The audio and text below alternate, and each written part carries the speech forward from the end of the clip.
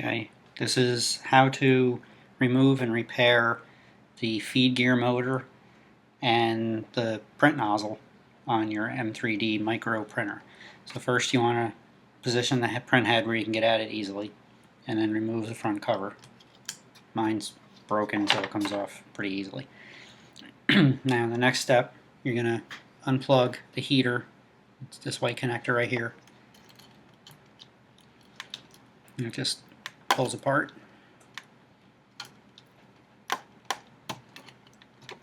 Like that. Then you want to take the rubber boot off the bottom here. You can just push that down with a little pair of tweezers or a needle nose plier or something. Now just push off the bottom. Just watch you don't push too hard so you don't break the rails here for the printer.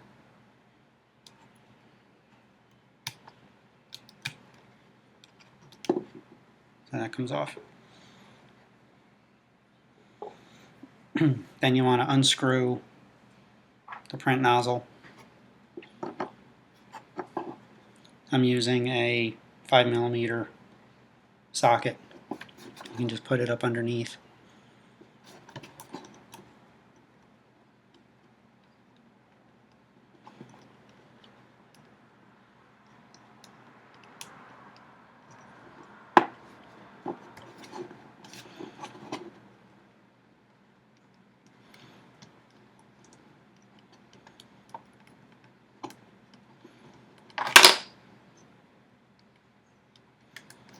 And of course it's not working.